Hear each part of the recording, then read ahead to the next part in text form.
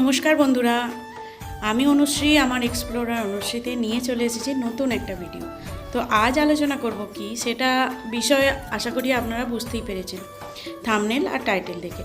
তো চলুন তাহলে আজকে আমি আপনাদের সাথে আলোচনা করি যে শ্রাবণ মাসে সবুজ চুড়ি পরার নিয়ম বা কেন এই চুড়ি পরতে হয়।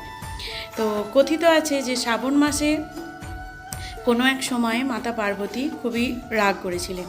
তো মহাদেব তার রাগ ভাঙানোর জন্য প্রকৃতি থেকে বিভিন্ন রকমের প্রকৃতির জিনিস নিয়ে অলংকার করে 16 শৃঙ্গার করেছিলেন। তাতে কি হয়, মাতা পার্বতীর রাগ কমে যায়। তো সেই কারণে মানা হয়। আর তার সাথে হচ্ছে শ্রাবণ মাস হচ্ছে বর্ষাকাল। এই সময় প্রকৃতি সুন্দর সবুজে রঙিন হয়ে ওঠে একদম। আর এই সবুজ হচ্ছে আমাদের শরীরের জন্য খুব ভালো। এবং প্রকৃতি মানে হচ্ছে মা মানে জন্মভূমি আমাদের, সেটাও একটা মায়েরই রূপ। তো সেই প্রকৃতিকে মহাদেব খুবই পছন্দ করেন এবং ভালোবাসেন।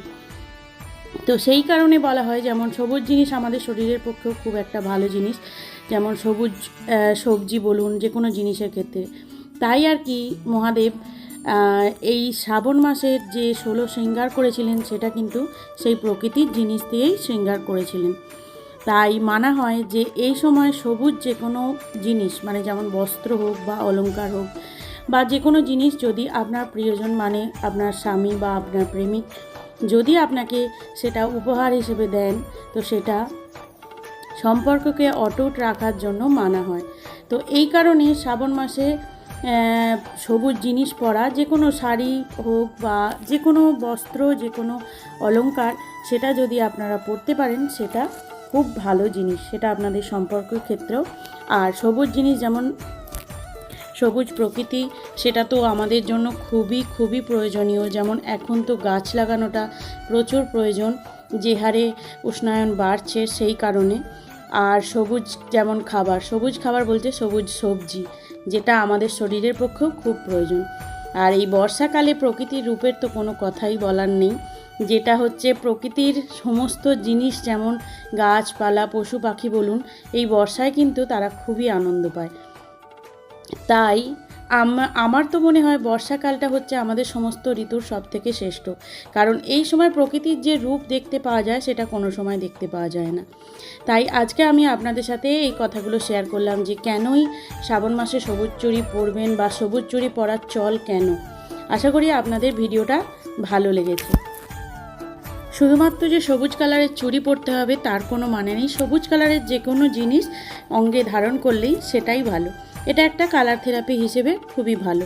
তাই যদি আপনার প্রিয়জন আপনাকে যদি একটা সুন্দর সবুজ কালারের কিছু একটা গিফট করে, সেটা তো আলাদাই আনন্দ, তাই না?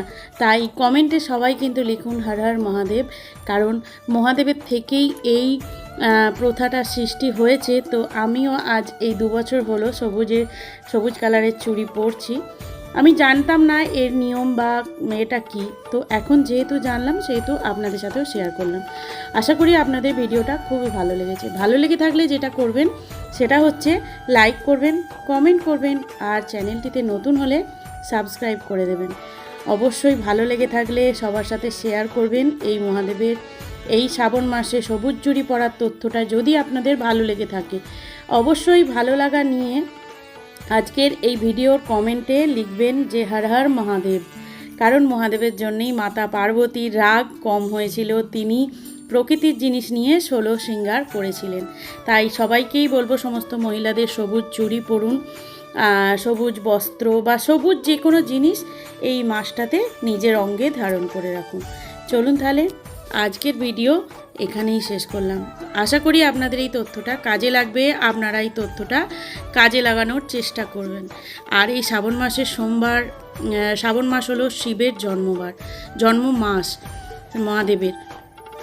তো তাই এই শ্রাবণ মাসে যে কোনো একটা সোমবার উপবাস করুন, নিষ্ঠাভাবে শিবের পূজা করুন।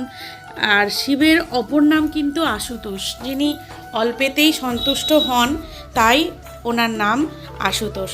তাই বেলপাতা জল দিয়েই পুজো করলেই শিব সন্তুষ্ট হন। তাই বলবো শ্রাবণ মাসের সোমবারের উপোস করুন। আশা করি আপনাদের এই শ্রাবণ মাস খুব ভালো কাটুক এবং বাকি দিনগুলো খুব ভালোভাবে কাটান। আজকের ভিডিও এখানেই শেষ করলাম। যদি কিছু ভুল ত্রুটি থেকে থাকে ক্ষমা করবেন, আর যদি পারেন আমার ভিডিও একটা লাইক আর একটা সুন্দর করে কমেন্ট করে দেবেন। টাটা।